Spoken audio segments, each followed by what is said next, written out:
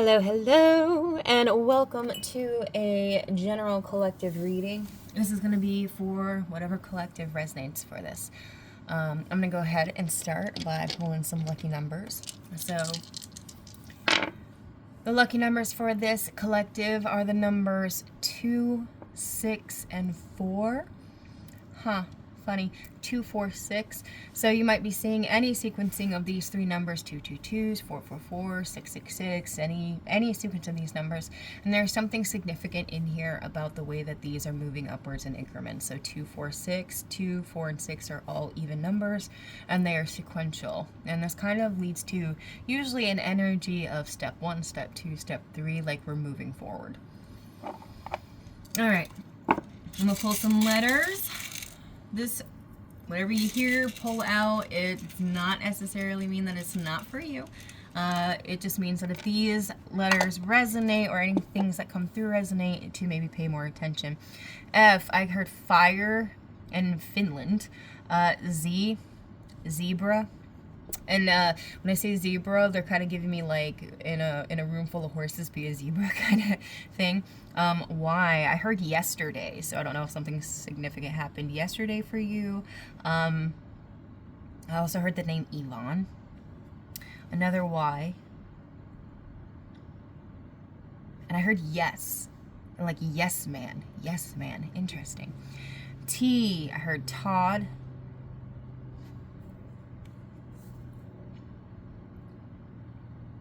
I heard the word 10 and tent. Somebody going camping?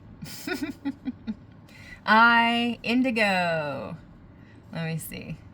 Y and N. Another Y. We have 3 of these Ys. Y. Ooh, why? Somebody asking the questions. Why?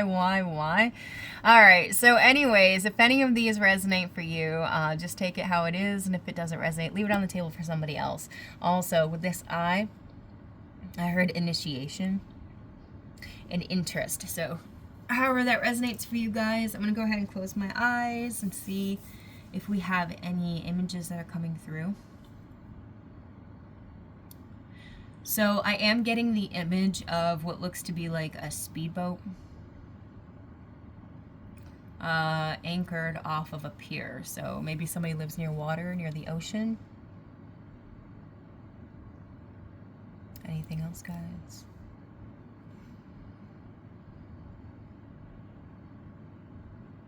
And I'm seeing like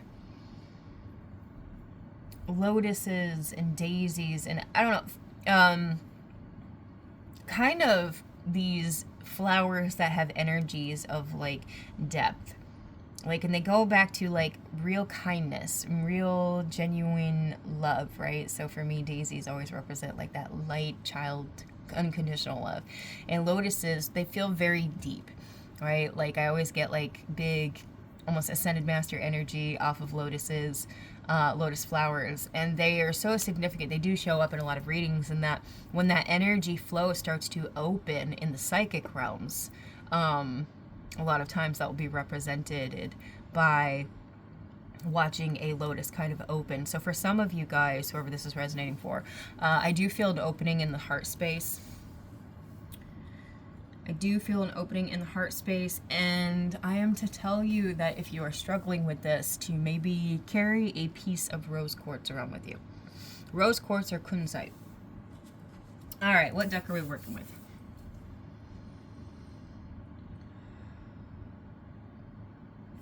All right, I am getting big ancestor vibes, so we're going to go ahead and pull from the Mystical Shaman Oracle.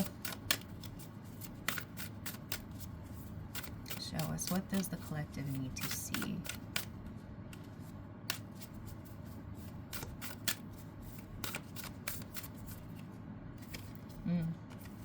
The crow. Interesting. I'm going to pull a couple clarifiers just for my own. Ooh, years. Interesting.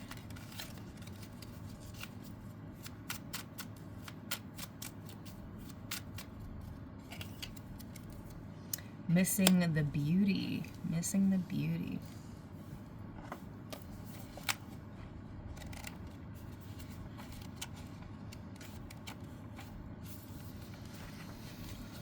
Just as you're involved in co-creating your world, you are also responsible for its well-being. The Earth Keepers are dedicated to the stewardship of Earth and all life. They choose to hold the sacred dream of a planet where all beings live in peace and where the rivers and the air are clean. Remember that everything you do has an impact for 7 generations. That's coming in heavy with these years. Definitely a generational energy of like carrying burden. Kind of leading to missing out on things, right? Like carrying so much of that. You have outgrown your small dream of success and achievement and are ready to dream big with possibilities beyond your wildest expectations. Take on the mantle of the Earth Keeper and reach out to a friend in need whom you may not have been in touch with for some time. Take care of your pets, feed the strays that come by. Clean up your yard, as this is a reflection of your relationship to the earth. Grow the sacred dream and your personal life will flourish. Remember, it's not about me any longer. As you care for your body, you show your care for Mother Earth. So begin with the stewardship of your health. What are you putting in your mouth? Are you feeding on foods and thoughts that are not good for you? Start doing what you know will be good for you today. And this is, so whoever this is resonating for, I do feel like this is, when I say generational curses, okay, generational curses for me appear in a couple different ways. One, they can literally be curses handed down through lineage or lifetimes, incarnations that follow you, like spiritual contracts. Other generational curses are the identities, the perceptions, and the beliefs that we take on over years of indoctrination through family, friends, or religion, whatever it is. All right. And through that indoctrination, it's like we begin to kind of forget who we are. We forget the beauty, right? Because you're so twined in whatever. And this is like, they're giving me like this, like not looking at the crow's face, but kind of like looking at this aspect of it where it's just very dark and kind of, it almost, I don't want to say volatile, but you can tell there's something going on right there, right? And if you look in this space here, it almost looks like chains through that heart space, right? Whereas when we move up here into that throat type area, we have that, the spiral, right? The spiral of life.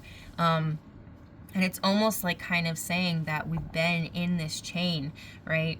These generational curses or these things that we have been taking into ourselves in kind of integrating into what we see as our identity over all of these years has really chained up that heart space. You know, for some people, when you are living in a space where people are filled with hatred, racism, bigotry, xenophobia, sexism, all of those things, when you are growing up in that environment, sometimes that will affect your heart space. It will put you into a position where you do not have compassion or empathy for others, okay, or for yourself. And when you do not have compassion, empathy for others, when you're not thinking about, you know, it in that regard, you're missing the beauty of life. You're missing the beauty of what everybody has to offer, even the people you don't like. Everybody is teaching you something. Everybody, okay? But for you, this is a message that heart space has been locked up. And it is something that you've probably learned. And now I think that you're unlearning. All right, who is given advice? Let's see, what is our advice for this situation? Okay.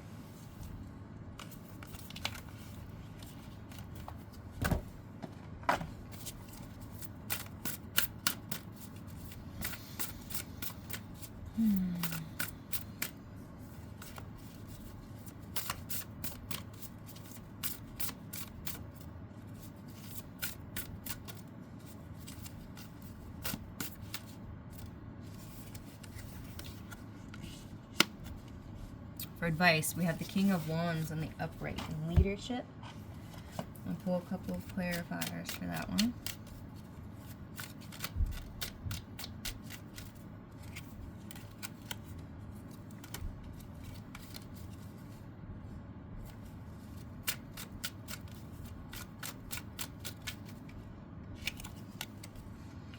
am worthy of love just for being who I am.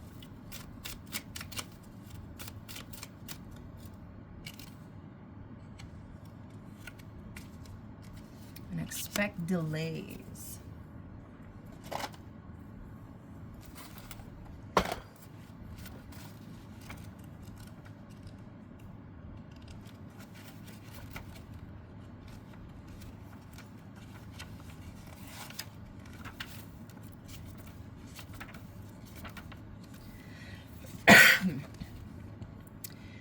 The archetype of the King of Wands denotes a person who is a rightful leader. Their charismatic nature attracts people from all walks of life, serving others as a good influence. This person does not have any difficulties in leading the way for people who will become longtime friends.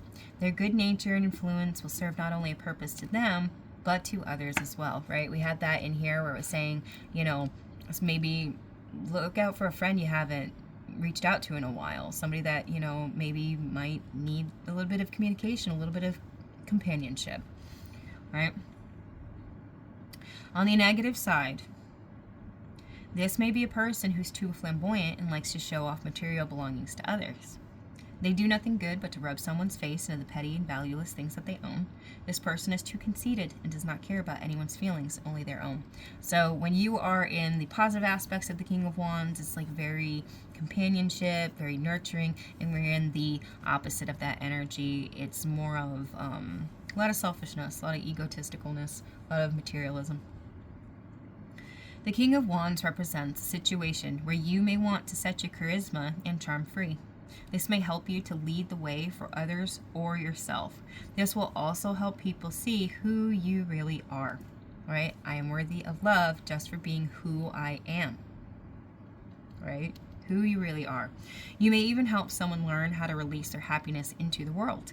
On the negative side, avoid being too flamboyant and egocentric, and learn to have a bit of compassion for others who may have less material things than you. This will only give you a very bad reputation, and those who care about you will distance themselves from you. Keep in mind that no matter what you do, money can't buy happiness.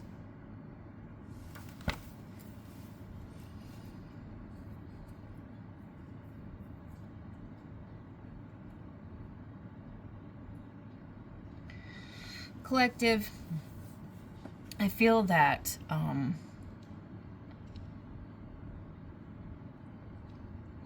there's some confusion here, right? Like, for example, as I keep going back and forth, it's like I'm forgetting what was here to here. And I almost feel like that's a sign, okay? It's like when we forget about this stuff here, we forget about how our upbringing, our environment, the people around us have influenced our heart space, our ability to be compassionate, right? Like this is the thing, is that if you are in this negative aspect, and I'm only bringing it up because it came in both ways, if you are more in the negative aspect where it's materialism, things like that, those are also things that can be generational curses, things that are taught. Materialism is a taught concept. You're either learning it from the people around you, or you're learning it from your environment, you're learning it from social. And when we are in that space where we can't even recognize that that's actually what's going on, like we can't recognize the truth of others and the truth of ourselves. When we're in a space where the heart space is locked and we're not being accountable for understanding how this is influencing this, right?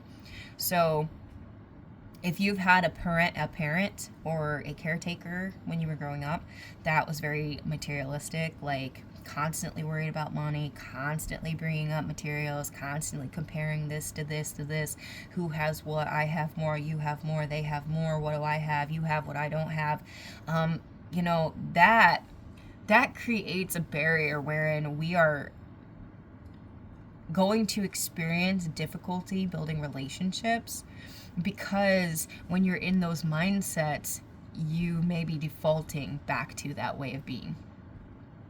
If you haven't processed this, you haven't unlocked the chains, you haven't opened the throat chakra, you haven't really kind of integrated the understanding that just because you were raised a certain way or you were around certain people doesn't mean that you have to embody that in yourself. For whoever you are, you're old enough to know this now. Okay? You're old enough to know that we can't keep blaming everybody else. Once you recognize that, it's not your responsibility to take accountability in shifting that within yourself. You can't change the family. You're not going to be able to change the other people around you, right? If they've been entrenched in that, if that's part of their inner world as well, you know, the best thing you can do for yourself is go on that journey.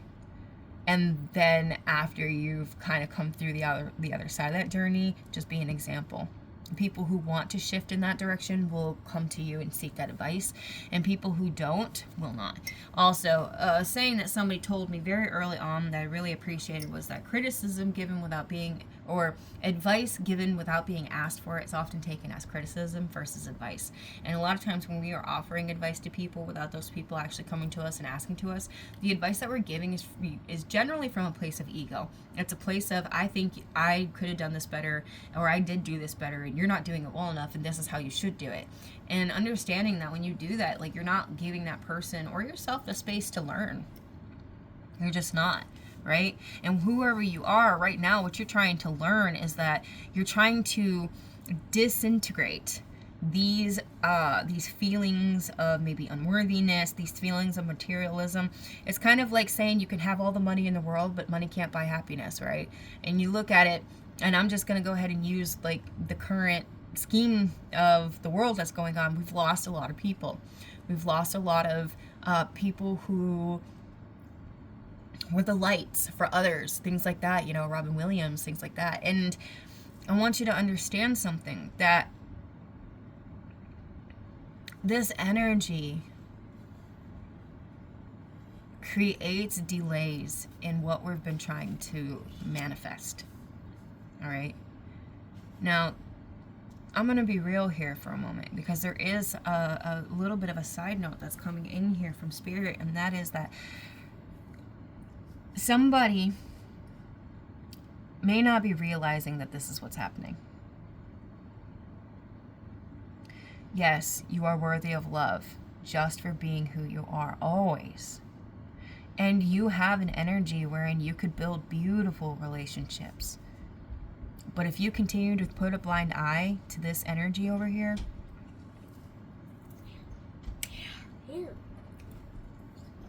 if you continue to put a blind eye to this energy right here, it's going to create a lot more delays than you want to deal with. So it's maybe time to take a good hard look in the mirror and say, where are my actions stemming from? Are those actions stemming from unconditional love, kindness, acceptance? Or are those actions stemming from some kind of ego need for more? Which one is it?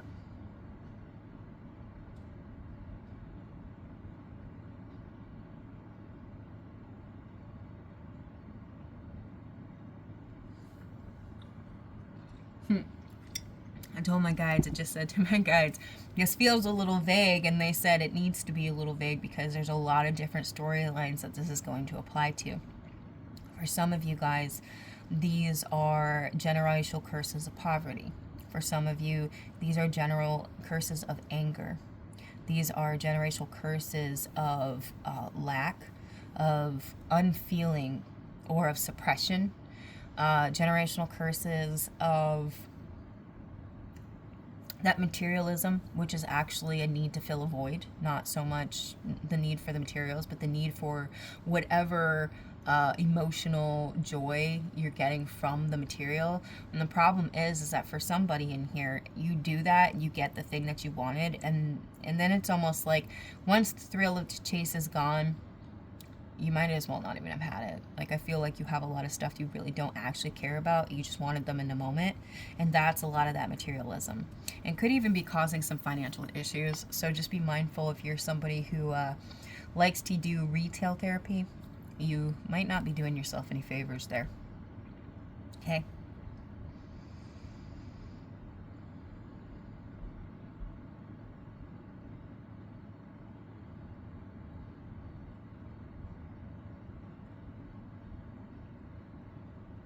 All right, I'm gonna go ahead and close this out. I'm not really getting any more coming in. I think this is the message, and just take it how it resonates. Because this is a storyline that's gonna be different for each of you, right? And so you need to apply it in the way that it is consistent with your truth. And if it doesn't resonate at all, it's probably not yours. Just leave it for somebody else.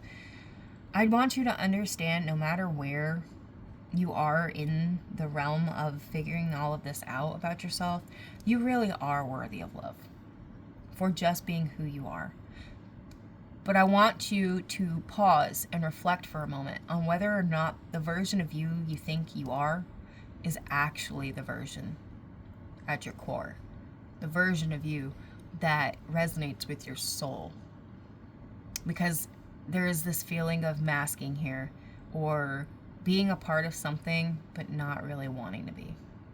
Knowing that this is the way people expect, but knowing that maybe there's a different way too. I hope that this message resonates for whoever needed to hear it. I hope you have a beautiful day. Like, follow, comment, subscribe, do all the things. Let me know in the comments. How are you doing today? Have you been seeing any of this? And if you have been, how's it showing up in your world? Love you guys. Bye.